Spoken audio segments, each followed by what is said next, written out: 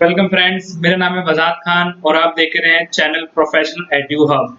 तो जो आज का जो टॉपिक है वो बहुत ज़्यादा इंटरेस्टिंग है और बहुत ज़्यादा आपको जानने की ज़रूरत है इसके लिए कि आप लोग जो एक्सेल के बारे में सोचते हैं कि यार हम लोग फार्मूला सीख जाएंगे या हम लोग थोड़ा बहुत ट्रिक सीख जाएंगे, हम लोग थोड़ी फॉर्मेटिंग सीख जाएंगे तो हम लोग क्या नाम है एक्सेल में परफेक्ट बन जाएंगे। ऐसा बिल्कुल नहीं है। कुछ जो छोटी छोटी चीज़ें हैं वो भी आपको हर चीज़ में बहुत बहुत हेल्प करेंगी। क्योंकि मैं इसलिए बोल रहा हूँ, आप कुछ चीजें ऐसी हैं जैसे ये जो आज का टॉपिक है, ये टॉपिक आपका हर किसी चीज में यूज होगा, इनडायरेक्ट वे में या डायरेक्ट वे में, वो मैं आपको रिलेट कराऊं। तो टाइम वेस्ट ना करते हुए आज का टॉपिक स्टार्ट करते हैं। आज का जो टॉपिक है वो है रेफरेंसेस। ठीक है, एक्सेल में आपके कुछ रेफरेंस होते हैं, वो आपको जानना बहुत जरूरी है। क्या पता आपको आता हो, क्या पता आप इनडायरेक्ट वे में करते हो लेकिन आपको पता ना हो कि ये रेफरेंस के थ्रू होता है। तो वही आज हम करेंगे। सो स्टार्ट करते हैं। देखिए, अभी जो पहला टॉपिक है वो है मेरा रिलेटिव रेफरेंस। रिलेटिव रेफरेंस क्या होता है, ध्यान से मैं एक छोटी सी चीज करता हूँ। जैसे यहाँ पे मैंने टेबल बना रखी है, कुछ प्रोडक्ट्स की मतलब हमने सेल आउट किए हैं वीक बेसिस पे और उनके वो रेट लिखे हुए हैं मैंने यहाँ पे, और फिर यहाँ पे टोटल करता हूँ। तो टोटल करने के नॉर्मल सा कंप्यूटेशन है, आपको क्वांटिटी से उसका रेट इनटू करना है। तो मैं is equal to quantity into उसका रेट एंड देन एंटर करूंगा, टोटल आ गया। फिर मैंने इसको क्या करना है, ड्रैग करना है। ठीक है, तो ये इनटू होके अपने आप आ गया। तो ध्यान से देखिए, मैंने यहाँ इनटू किया इन सामने वालों को, तो इनटू करके आंसर आ गया। फिर मैंने ड्रैग किया, तो आपको मेरे को पता है कि मैंने आपको सम के फॉर्मूले करवाए थे, बेसिक फॉर्मूले, वो भी जब मैं ड्रैग करता हूँ तो नीचे ऑटोमेटिक जाता है।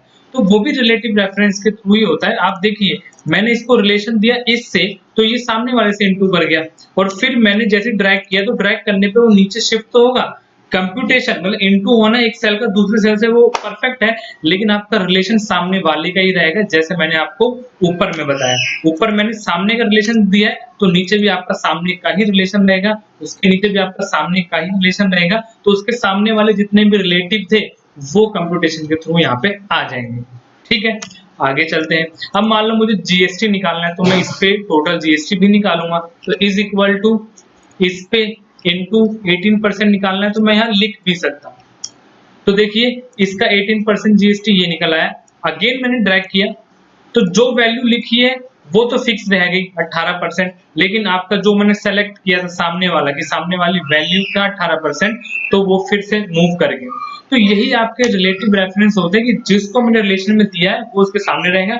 ड्रैग करूंगा तो नीचे जरूर आएगा, लेकिन सामने के रिलेशन में ही रहेगा। और फिर हम जब टोटल करेंगे तो टोटल कैसे करेंगे, टोटल वैल्यू प्लस टैक्स की वैल्यू, ये आ गया आपके पूरे बिल की वैल्यू। तो देखिए ये टोटल होके आ गया। फिर मैंने इसको ड्रैग किया, तो आप देख सकते हैं फिर अगेन सामने वाले से प्लस हो रहा है, अगेन सामने वाले से प्लस हो रहा है, अगेन सामने वाले से प्लस। तो ये जो चीज चली है कि मैंने जो ड्रैग करके नीचे ले गया फिर भी वो सामने पे आ रहा है, क्यों? क्योंकि मैंने रिलेशन ही दिया था कि मेरे को मेरे सामने वाले पे इनटू करना है, सामने वाले पे प्लस करना है, सामने वाले का ही 18% निकालना है। तो हर जगह सामने वाले का ही हुआ है, उसके सामने वाले का हुआ है, यहाँ पे भी देख सकते हैं उसके सामने वाले का हुआ है, और यहाँ पे भी देख सकते हैं उसके सामने वाले का ही हुआ है। तो ये जो रिलेशन होता है इसको बोलते हैं रिलेटिव रेफरेंस। ठीक है, अब अगला रेफरेंस है, वो वाला हम सीखने की चलते हैं आगे। चलो, ये देखो वही सेम टेबल है। ठीक है, अब यहाँ पे ध्यान से देखिए, जो पिछला टेबल था उसमें 5-5 हजार कॉमन था। ठीक है, और कॉमन एक और चीज थी, यहाँ पे 18% निकालना है। मैं चाहता हूं कि जो रेट है मैं बार बार ना लिखूं, एक बार लिख दूं, क्योंकि सबका 5-5 हजार है मेरे अकॉर्डिंग। तो भाई 5-5 हजार बार बार ना लिखूं, मैं एक ही बार लिखूं और फिर मैं इंटू करूं, तो इंटू होकर उसका आंसर आ जाए। तो ध्यान से देखिए, अगर मैं इंटू करने चला, ये क्वांटिटी इंटू ये, और ये 5000 सबके लिए कॉमन है, मतलब 11 इंटू होगा 5000 से, 7 भी इंटू होगा 5000 से, 9 भी इंटू होगा 5000 से। तो अगर अब मैं नॉर्मल करूंगा, इंटू किया और फिर मैं ड्रैग करूंगा, तो देखो आंसर नहीं आएगा, क्योंकि यहाँ पे कुछ नहीं है। और रिलेशन कैसा होता है, रिलेटिव होता है बाय डिफॉल्ट। तो देखो सामने सामने इंटू किया, अगर सेल खाली है तो सेल खाली का मतलब होता है जीरो, तो जीरो अगर किसी से इंटू होगा तो आंसर में आएगा जीरो। तो जब आपको पता लग गया कि ये एक सेल आपको फिक्स करना है, तो इसी को हम लोग क्या कर देंगे, फिक्स। तो यहीं पे आपको अपने कीबोर्ड से F4 प्रेस करना है। आप अपने कीबोर्ड के ऊपर देखोगे तो आपके ऊपर एक फंक्शन की होती है F1, F2, F12 तक जाती है, तो आपको वहीं से F4 प्रेस करना है। और अगर लैपटॉप में है तो लैपटॉप में एक आपका FN फंक्शन होता है, फंक्शन, उसको प्रेस करके आप प्रेस करोगे तो ही ये आपका फिक्स होगा। तो देखो फिक्स होने का मतलब क्या होता है कि आपका कॉलम के आगे भी डॉलर आ गया है और आपका रो के आगे भी डॉलर आ गया है। तो फिक्स का मतलब होता है कि दोनों के आगे डॉलर आ जाना, इसका मतलब ये सेल हो गया है फिक्स। एंटर। और अब मैं इसको ड्रैग करूंगा तो आप यहाँ ध्यान से देख सकते हैं मेरा ये जिसको मैंने फिक्स नहीं किया वो तो नीचे आ गया, लेकिन जिसको मैंने डॉलर के साथ फिक्स किया है वो आपका वहीं का वहीं है। और आप नीचे भी देख सकते हैं अगेन, जिसको मैंने फिक्स नहीं किया वो नीचे आ चुका, लेकिन जिसको मैंने फिक्स किया वो अभी भी वहीं पे ही सेलेक्टेड है। आई होप समझ आया होगा आपको। ऐसी मैं जीएसटी निकालने की कोशिश करता हूँ, मैंने यहाँ 18% लिख रखा है, अगेन इज इक्वल टू ये इनटू ये वाला सेल। ठीक है, तो सेल सेलेक्ट करके या तो आप F4 दबा लो, या मान लो आप भूल गए शॉर्टकट, लेकिन आपको याद है कि डॉलर आता है डॉलर, तो आप ना डॉलर डायरेक्ट भी लगा सकते हैं। रो के आगे डॉलर लगा दो, कॉलम के आगे डॉलर लगा दो, ये आपका फिक्स होना ही होता है। एंटर। तो मेरे को 18% फिक्स करना था, अब मैं ड्रैग करूंगा तो ध्यान से देख लो 50,000 इंटू 18%। जिसको फिक्स नहीं किया वो तो नीचे होके आ गया, लेकिन जिसको फिक्स कर रखा है मैंने वो वहीं का वहीं अभी भी। ठीक है, और फिर उसके बाद इन में फिक्स करना नहीं, क्योंकि ये तो आमने सामने वैल्यू वाले प्लस होगा, तो भाई यहाँ पे हम एब्सोल्यूट रेफरेंस का यूज ना करके हम लोग रिलेटिव रेफरेंस का करेंगे, ताकि आमने सामने वाली वैल्यू प्लस हो जाए। तो ये आपका दूसरा रेफरेंस हो गया। आई होप समझ आया हो आपको। आगे चलते हैं।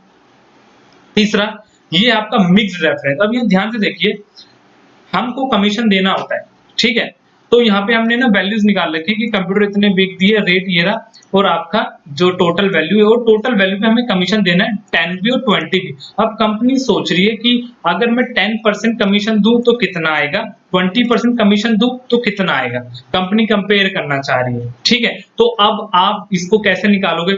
एक तो पुराना वाला तरीका है, ये इंटू 10% फिर ड्रैग कर लो, फिर ये इंटू 20% फिर ड्रैग कर लो, लेकिन ये बहुत लंबा प्रोसेस हो जाएगा।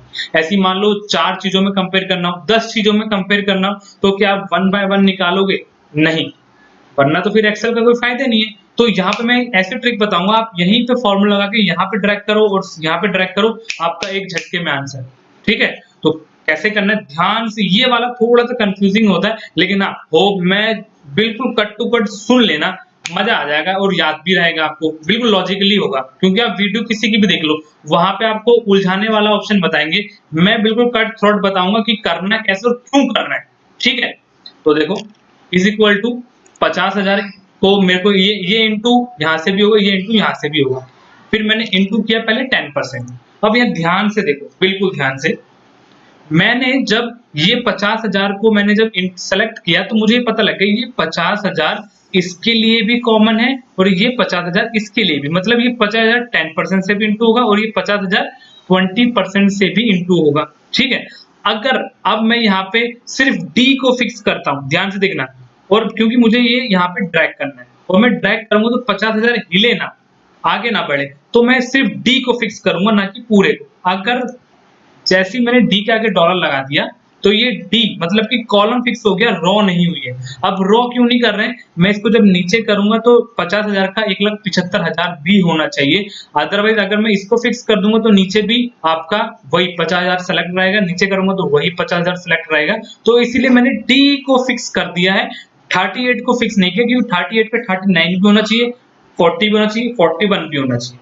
ठीक है, तो हमने इसका हिसाब किताब कर दिया। अब इस पे आते हैं, ये 10% किसके लिए फिक्स रहेगा? इन सब के लिए। अगर 1,75,000 को 10% से इंटू करना है, 75,000 को भी 10% से करना है, और ये जो 10% ये रो में लिखा हुआ है 37 रो में, तो मैंने यहाँ पे 37 के आगे क्या कर दिया, डॉलर लगा दिया।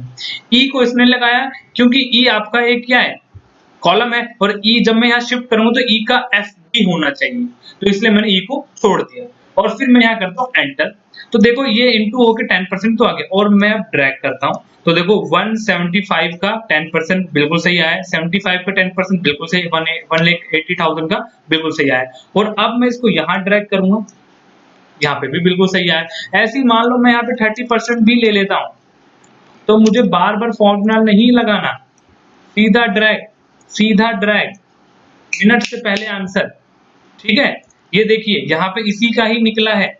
तो ये होता है आपका मिक्स्ड रेफरेंस। मिक्स्ड रेफरेंस का मतलब होता है कि कुछ चीजें अनफिक्स रहेंगी, कुछ चीजें फिक्स रहेंगी। ठीक है, तो ये आपका इस हिसाब से चलता है। तो ध्यान से देख लेना। कुछ जो लोग हैं, मैंने यूट्यूब पे देखा है, आपको ये बताएंगे इज इक्वल टू ये, फिर यहाँ पे दबाओ F4 2 बार 3 बार। जैसे आप पहले अगर एक बार F4 दबाओगे तो पूरा फिक्स हो जाएगा, दूसरी बार F4 दबाओगे तो आपका क्या फिक्स हो जाएगा, रॉ। फिर आप तीसरी बार F4 दबाओगे तो कॉलम, चौथी बार F4 दबाओगे तो नॉर्मल हो जाएगा। लेकिन आप ऐसा बिल्कुल मत करना, फिर आप याद करते रह जाओगे यार 2 बार रॉ के लिए दबाना है या 3 बार रॉ के लिए दबाना है, 2 बार कॉलम के लिए दबाना है कि 2-3 बार उसके लिए दबाना। तो इससे अच्छा है अपने लॉजिक में बिठाओ कि मैंने इसको सेलेक्ट किया और इसके मेरे को क्या फिक्स करना है, डी या 38। तो मेरे को याद है कि यार डी फिक्स करना है, डी आगे ना मूव हो, मैंने डी के आगे डॉलर लगा दिया। फिर इनटू सेल को सेलेक्ट किया, फिर मुझे याद आया कि अच्छा 37 फिक्स रहेगा ये वाली रो, बाकी सब मूव करना चाहिए। ई का एफ भी होगा, एफ का जी भी होगा, तो मैंने यहाँ लगा दिया डॉलर, एंटर। और अब आप इसको ड्रैग करोगे, बिल्कुल परफेक्ट आंसर आएगा और आप बिल्कुल इजी वे में अपना काम बहुत कम टाइम में सॉल्व कर सकते हैं। तो इसको हम मिक्स्ड रेफरेंस बोलते हैं। होप सो समझ आया होगा। आगे चलते हैं सर्कुलर रेफरेंस में।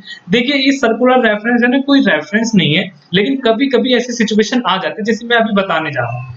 जैसे मान लो मेरे जो बिजनेस का जो भी टर्नओवर गया, सेल्स हुई है, वो 15 लाख की हुई है, और इस साल मैंने 15 लाख जो सेल करी, इस साल उसके ऊपर मैंने एक्सपेंस कर दिए 4 लाख। अब मैं डिसाइड कर रहा हूं कि मैं अपने एम्प्लॉयज को बोनस बांट दूं और बोनस में उतना निकालूं जितना प्रॉफिट आएगा उसका 15%। ठीक है, तो अब मैं चाहता हूं कि अब प्रॉफिट तो निकला नहीं, क्यों भाई 15 लाख में से मैं ये भी एक्सपेंस माइनस करूंगा और बोनस भी तो एक एक्सपेंस है, वो भी माइनस करूंगा। तो मैंने बोला भाई प्रॉफिट में से माइनस हो जाए, या फिर मैं पहले बोनस निकाल लेता हूं कि बोनस प्रॉफिट का जो आएगा इनटू 15%। तो अभी ये 0 है, तो ये आपका ऑब्वियसली बात है 0 ही आएगा। अब मैं प्रॉफिट निकालता हूं, तो प्रॉफिट के लिए मुझे टोटल सेल में से हटा देने सारे खर्चे।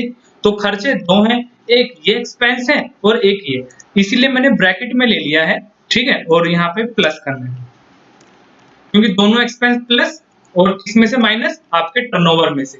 तो ये बोर्ड मास लगा है, आपको पता ही होगा, आप छोटी छोटी क्लास में बोर्ड मास पढ़ाते हैं कि इसमें से ये दोनों को माइनस करना तो पहले दोनों को प्लस करना, तो ब्रैकेट इसीलिए मैंने ओपन कर दिया।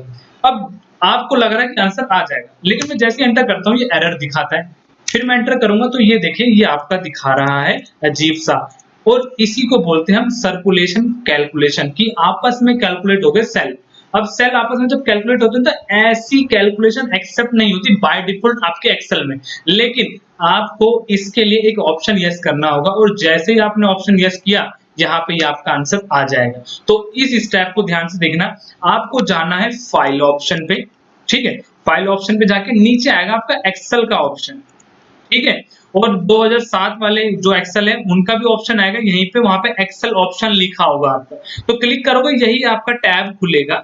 आपको यहाँ पे जाना है फॉर्मूला पे, और फॉर्मूला पे जाके आपको जाना है इनेबल इटरेटिव कैलकुलेशन। इसको जैसे ही ओके करके आपने क्लिक करके ओके किया, आपकी कैलकुलेशन एक्सेप्ट, मतलब सर्कुलर कैलकुलेशन जो होगी आपकी एक्सेप्ट हो जाएगी। इसी को हम क्या बोलते हैं, circular reference. I hope so समझ आया हो। और अब एक लास्ट आपका क्या है रेफरेंस, जिसको हम बोलते हैं 3D रेफरेंस। वो आपका एग्जांपल सुन लीजिए क्या है। जैसे ये मैंने जैन की सेल डिटेल बना रखी है, और ये मैंने एक और मंथ है, यहाँ में मंथ चेंज करना भूल गया, मान लो ये फेब की है। ठीक है, और मैं यहाँ निकालना चाहता हूँ टोटल सेल वीक वाइज। तो मैंने यहाँ पे तो डिटेल बना रखी है, यहाँ पे भी डिटेल बना रखी है। आपको अभी लग रहा है कि छोटा डाटा, लेकिन यही डाटा काफी बड़ा होता, वीक बेसिस पे अलग अलग आइटम्स होते, और अब आप यहाँ निकालने चाहते हो तो आप शीट वाइज अगर कैलकुलेट करना चाहते हो तो आसानी से हो जाएगा। ठीक है, कैसे करेंगे, यहाँ पे यहाँ पे आके आपको क्या करना है, एक कैलकुलेशन फॉर्मूला लगाना है। जैसे सम निकालना है तो भाई टोटल के लिए सम निकालेंगे, सम लगा दिया, ब्रैकेट ओपन कर दिया।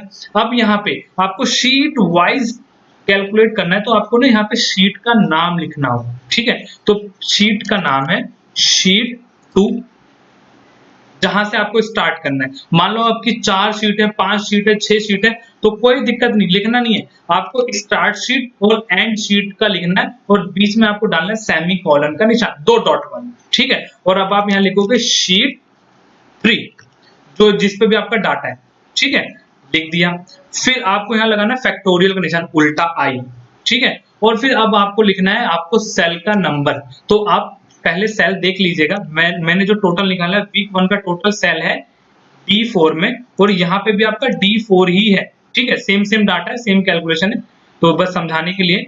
तो आपका ये जो 3D रेफरेंस है आपका ना जगह सही होनी चाहिए, ये भी D4 में है तो ये भी D4 में ही होना चाहिए, क्योंकि ये सेल का रेफरेंस हम यहाँ पे लिखेंगे। तो again some sheet 2 semicolon sheet 3, फिर उल्टा आई मतलब कि फैक्टोरियल, फिर आपको लिखना है सेल का नेम D4, ब्रैकेट बंद एंड देन एंटर। तो मैं आपको दिखा दूं 1,10,000 कैसे आया है। 55,000 जोड़ के होता है 1,10,000। तो अब आप इसको ड्रैग करोगे तो देखो ये D4 ऊपर लिखा था, तो ऑब्वियसली बात है मैं नीचे करूंगा तो रिलेशन है, नीचे जाएगा D5 पे, और आप देख सकते हैं यहाँ पे 35,000 प्लस हो गया 70,000, ऐसे नीचे वाला भी, ऐसे नीचे वाला। तो ये आपके 5 रेफरेंस डायनेमिक रेफरेंस हैं एक्सेल के, और ये आपको सीखने बहुत जरूरी है। आपके यूज आएंगे ही आएंगे, कहीं ना कहीं कैसे ना कैसे करके कोई ना कोई रेफरेंस आपका यूज आएगा। तो आई होप सो मजा आया होगा, और किसी को जो भी है अपना प्यार दिखाइए, किसी को समझना है कमेंट करिए, अगर पसंद आए लाइक करिए, शेयर करिए, सब्सक्राइब करिए, बस हमारे साथ बने रहिए। Thank you very much.